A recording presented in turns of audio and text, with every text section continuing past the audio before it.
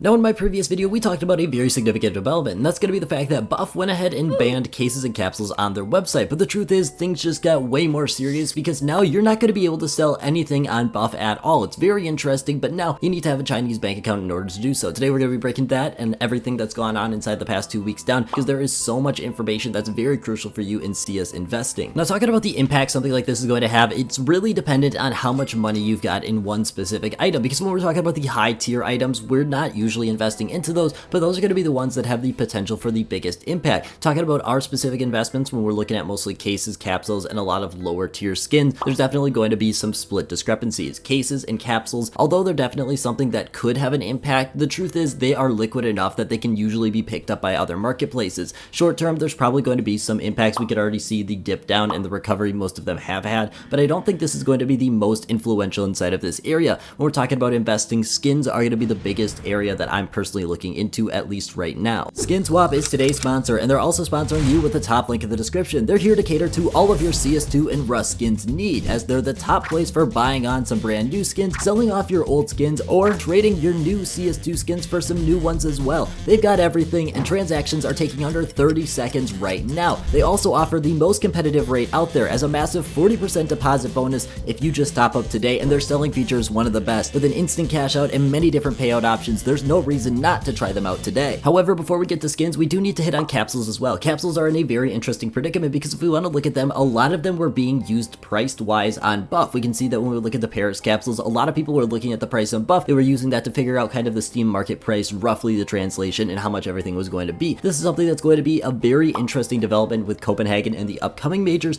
but I don't necessarily think, as long as you're playing it smart, you're going to get negatively burned here. When we're talking about major investments, obviously this is now a whole nother area in itself, because we look at Copenhagen and Paris prices, they're not doing specifically amazing, but I definitely think it's going to be interesting to watch this as further majors develop. Now, skins are going to be the most interesting area in this specifically. That's because skins are not very liquid. If we want to talk about these skins that we're investing into, we're talking about operation skins, we're talking about limited/discontinued skins. A lot of these don't have very strong liquidity at all. If we want to look at the Steam community listings of these things, we're looking at potentially 5 to 10 on some of these investments that you've held onto for a fair bit, and that's honestly a really good thing for you as an investor, because that means they're starting to run low theoretically on the supply compared to what we had previously. But when we're talking about this as an investment point of view right now, we're looking at a very low liquidity on Steam, and the truth is Steam is usually one of the most liquid marketplaces out there. Buff was the only thing that was usually topping that, especially for investments here, and that creates a huge imbalance between the people that are looking to buy, the people that are looking to sell, and overall the price that we can determine for these skins right here. That's going to be the most influential inside of this area, is because people don't know what these values are going to be for these skins, and that's going to very negatively impact you if you're an investor and you've got some of these skins already. The truth is people are going to be very hesitant to make significant amounts of investments into this area if they don't know specifically what their item is going to be, one, worth, and two, how they're going to be able to easily sell it and get their money back. It creates a huge imbalance inside of this area, and honestly I'm a little bit nervous for this area of skins moving forward. I'm still going to be making investments because it's been so profitable in the past, but the truth is I'm not going to be investing into super illiquid items like I might have been in the past, just because we had that threshold of Buff there.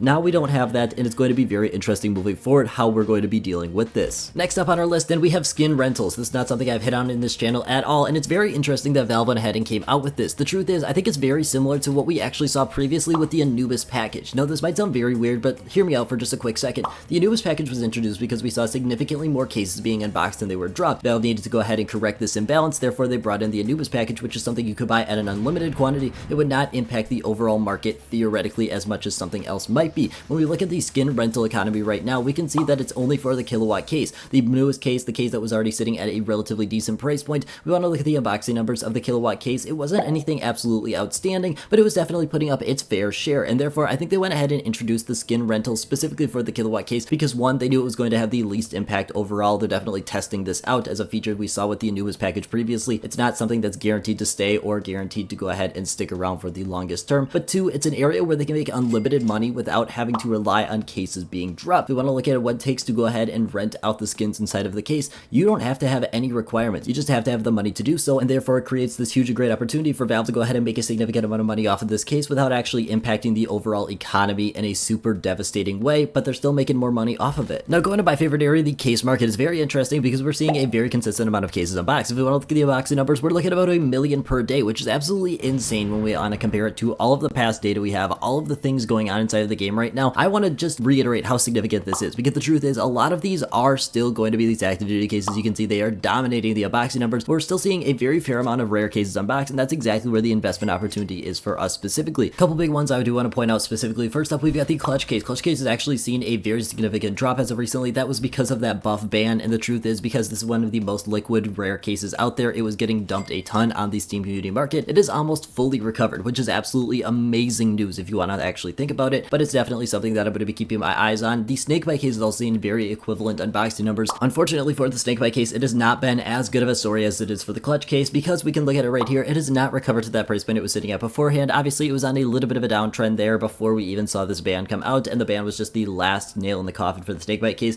I still think long term this one's definitely got some opportunity, but the truth is we got to realize the supply on this thing is absolutely massive. It's the biggest out of all of the rare cases, and therefore obviously it's going to be the slowest moving out of all of the rare cases, and that's something you definitely need to keep in mind. Long term, there's definitely some opportunity here, but short term, it's going to be a struggle. Overall, when we're talking about the majority of the rare case market, we can see that really not too much has been going on inside of the past week. Ever since we've seen the recovery for most of them from the buff ban, they've just been consistently riding, and I keep on repeating it, but the truth is this is really good news if you're an investor. We're still seeing the amount of cases unboxed inside of this area at a very consistent rate, especially for these rare cases. We're talking about the supply on it. Obviously, it's decreasing. We can see that because there's so few of these actually being dropped. I definitely think it's going to be something that we're going to be seeing a lot more intensity when we see a lot more demand inside of the game overall, but the game numbers have been going up as well, and I think this is a really hot area. If you're not into it already, I would definitely check it out and make sure you have some of your portfolio dedicated towards it. Talking about the capsule market, obviously things have not been going well for pairs. If we want to look at the past 6 months, things have just been on a decreasing trajectory, and the truth is I don't think anything is going to be changing in the short term here. They've got a lot of competition coming in, and even though the demand is definitely high for some very specific stickers, overall this is definitely one that's going to be a struggle moving forward. I definitely think that when we're talking about Paris capsules, we do need to realize everything around it as well. We can see that Antwerp, Stockholm, and Copenhagen are all direct competitors. Obviously Paris was not in the most prime position to succeed, but it's something I'm still keeping my eye on. I'm never going to disclude it as an investment, but right now I'm not making any strong decisions. Talking about Stockholm and Antwerp, I think it's a great perspective to go ahead and see where the overall capsule market is at. If we want to look at the contenders capsule for Stockholm, we can see right here it's been completely consistent on a downward trajectory over the past 6 months or so. I don't think this is anything too crazy. Looking at Antwerp, we can see a very similar story, that a lot of these prices haven't been going up in the recent terms.